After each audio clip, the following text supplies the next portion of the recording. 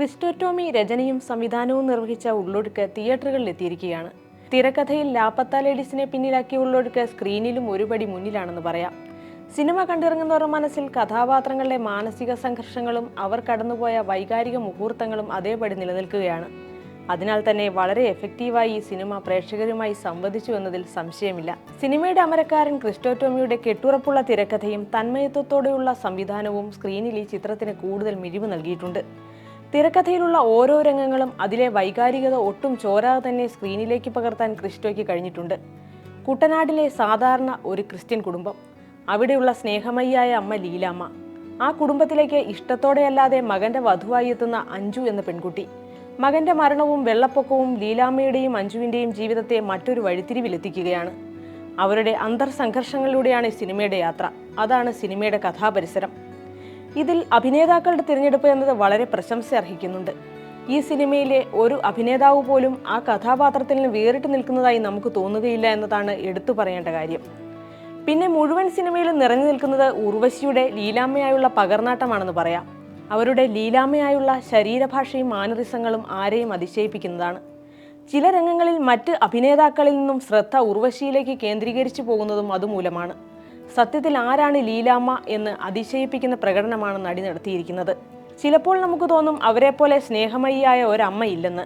എന്നാൽ അടുത്ത സീനിൽ വളരെ സ്വാർത്ഥമതിയാണെന്നും തോന്നും. ഈ കഥാപാത്ര ശൈലി അല്പം പോലും ഓവറാകാതെ സ്ക്രീനിൽ നടി അവതരിപ്പിച്ചുവെന്നത് എടുത്തു പറയേണ്ടതാണ്.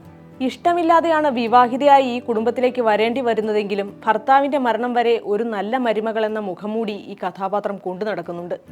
എന്നാൽ സാഹചര്യങ്ങൾ മാറുമ്പോൾ അത്തരമൊരു ഇമേജിൽ നിന്ന് പുറത്തു കടക്കാൻ അവർ നിർബന്ധിതയാവുകയാണ്. ഈ മാറ്റത്തെയും അവർ കടന്നു പോകുന്ന മാനസിക സംഘർഷങ്ങളെയും പാർവതി അനായാസമായി തന്നെ കൈകാര്യം ചെയ്തിരിക്കുന്നു. സിനിമയിലെ പ്രശാന്ത് മുരളിയുടെ പെർഫോമൻസും വളരെ മികച്ചതാണ്. അല്പസമയം മാത്രമേ അദ്ദേഹത്തിൻ്റെ കഥാപാത്രത്തിന് സ്ക്രീൻ സ്പേസ് ഉള്ളുവെങ്കിലും അതിലെ ഒരു രംഗത്തിൽ പ്രശാന്ത് നടത്തുന്ന ഒരു പെർഫോമൻസ് ഉണ്ട്. ആ ഒരൊറ്റ രംഗം മതി അദ്ദേഹത്തിലെ നടൻ്റെ കഴിവ് അറിയാൻ. മറ്റൊരു മികച്ച പ്രകടനം നടത്തിയത് പാർവതിയുടെ കഥാപാത്രത്തിൻ്റെ കാമുകനായി വേഷമിട്ട അർജുൻ രാധാകൃഷ്ണനാണ്. മികച്ച പ്രകടനം തന്നെയാണ് അർജുൻ നടത്തിയിരിക്കുന്നത്. അതുപോലെ തന്നെ അലൻസിയർ, ചിത്രത്തിൽ വേഷമിട്ട മറ്റ് അഭിനേതാക്കൾ എല്ലാവരും മികച്ച പ്രകടനമാണ് കാഴ്ചവെച്ചിരിക്കുന്നത്. മികച്ച ദൃശ്യമികവും ഈ സിനിമയുടെ കാര്യത്തിൽ എടുത്തു പറയേണ്ടതാണ്. എഡിറ്റിങ്ങും ആർട്ടുമൊക്കെ ചെയ്ത ടീം മുഴുവൻ സിനിമയ്ക്ക് ലഭിക്കുന്ന പ്രശംസയ്ക്ക് അർഹതയുള്ളവരാണ്. അവരുടെയൊക്കെ കൂട്ടായ പരിശ്രമം ഈ സിനിമയെ മറ്റൊരു തലത്തിലെത്തിച്ചു എന്ന് പറയാം. ക്യാമറ വർക്ക് ഗംഭീരമാണെന്ന് പറയാതിരിക്കാൻ നിവൃത്തിയില്ല. ഷെഹനാദ് ജലാലിനെയും എഡിറ്റർ കിരൺ ദാസിനെയും എടുത്തു പറയേണ്ടി വരും. ഈ സിനിമയിൽ മ്യൂസിക്കിന് വളരെ പ്രധാനമായ സ്ഥാനമാണുള്ളത്. ഓരോ രംഗത്തിലെയും ഭാവങ്ങളെയും ഇമോഷൻസിനെയും ഉൾക്കൊള്ളാനും അത് പ്രേക്ഷകരിലേക്ക് എത്തിക്കാനും സുഷിൻ ശ്യാമിൻ്റെ സംഗീതത്തിന് കഴിഞ്ഞിട്ടുണ്ട്. മൊത്തത്തിൽ അതിശയിപ്പിക്കുന്ന ഒരു സിനിമയാണ് ഉള്ളൊഴുക്ക്.